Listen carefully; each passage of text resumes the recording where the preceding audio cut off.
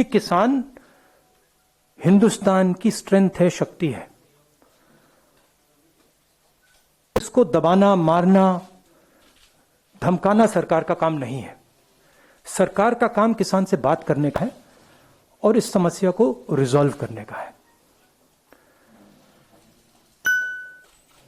Today, Delhi is surrounded by our farmers. They are the people who give us sustenance. They are the people who work for us. Why is Delhi being converted into a fortress? Why are we threatening our farmers, beating our farmers, killing our farmers? Why is the government not talking to the farmers? And why is the government not resolving this problem? This problem is not good for our country. It is not good for the peace and harmony in our country. It's not good for the future of our Kisans. They need clarity.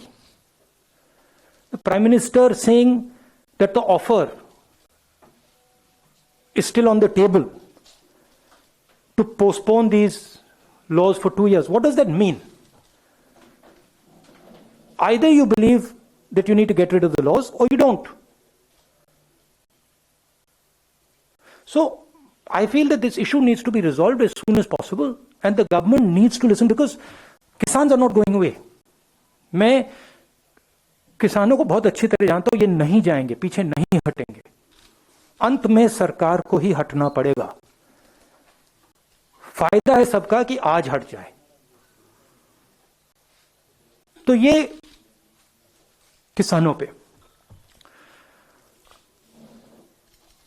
मेरी expectation थी budget के बारे में कि सरकार हिंदुस्तान के 99% लोगों को सपोर्ट देगी। यह बजट 1% आबादी का बजट है। जो हमारे स्मॉल एंड मीडियम इंडस्ट्री के लोग हैं, जो हमारे वर्कर्स हैं, किसान हैं, जो हमारी फोर्सेस हैं, उन सब से आपने पैसा छीन कर लेकर उन्हीं 5, 10, 15 लोगों के पॉकेट में डाल दिया है। आप प्राइवेटाइजेशन की बात कर रहे हैं, वो भी फायदा उनको मिलेगा। और हिंदुस्तान को किस चीज की जरूरत थी? हिंदुस्तान को अपनी जनता के हाथ में पैसे डालने की जरूरत है। क्यों?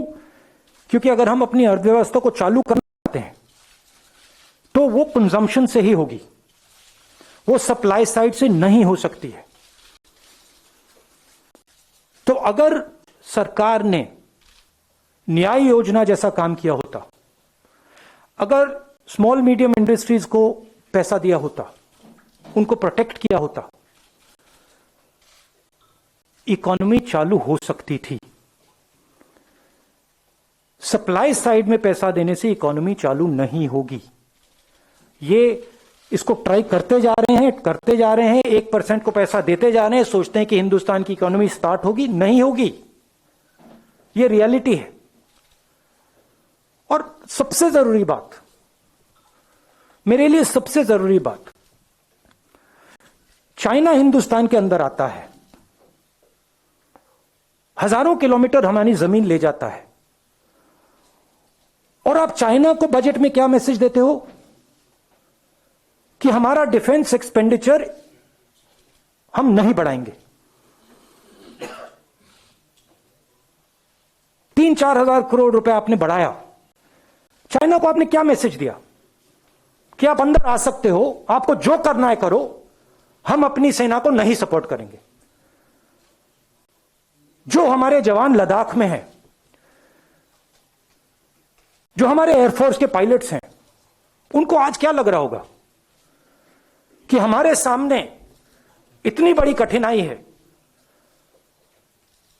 और हमारी सरकार फोर्सेस को पैसा नहीं दे रही है, और जो हमारा है फोर्सेस का है वो उन्हीं 5-10 लोगों को पैसा दिया जा रहा है। इससे देश को फायदा नहीं होने वाला है। मैं दोहरा रहा हूं, इससे देश को फायदा नहीं हो रहा है। इस समय फोर्सेस की कमिटमेंट 100% है। सरकार की कमिटमेंट 110% होनी चाहिए। मतलब जो भी हमारी सेना को चाहिए, जो भी हमारी एयरफोर्स को चाहिए, जो भी हमारी नेवी को चाहिए, सरकार को देना चाहिए। ये कौन सी देशभक्ति है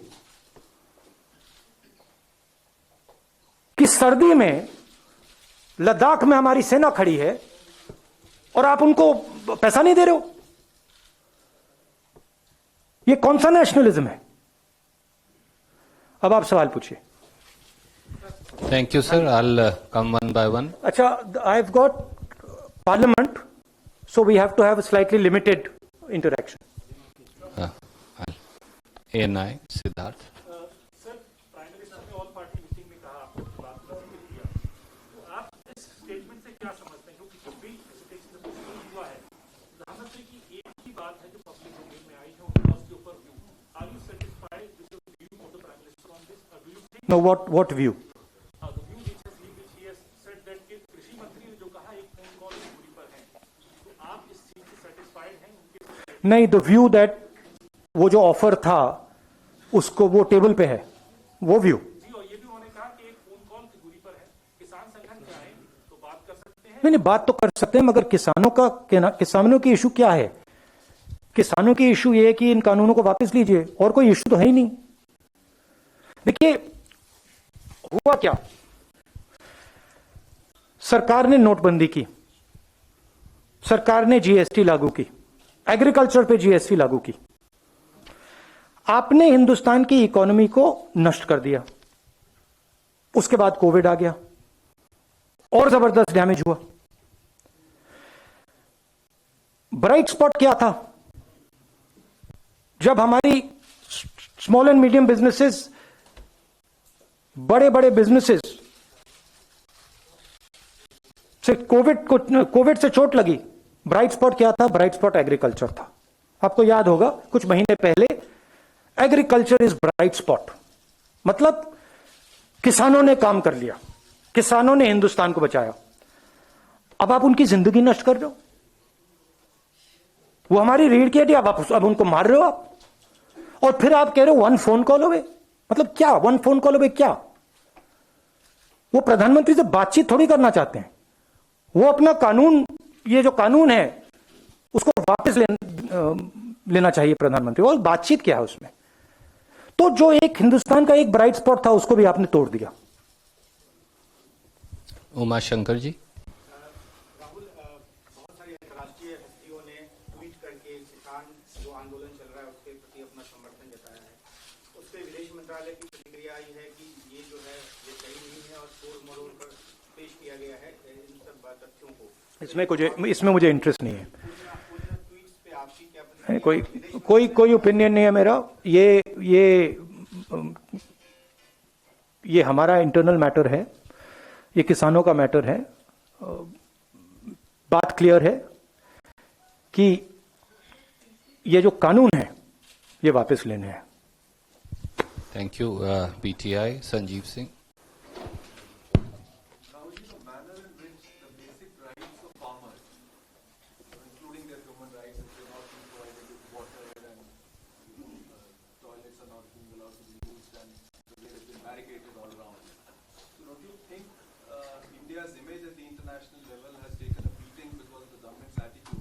Oh, absolutely. Absolutely. The reputation of India has taken a massive hit.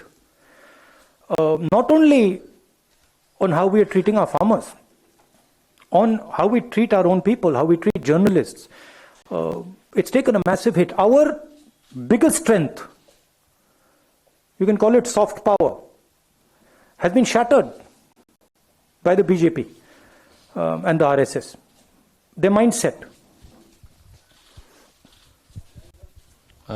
Ashish from news top 9 रोज सुबह 7 बजे और शाम 7 बजे सिर्फ TV9 भारतवर्ष पर।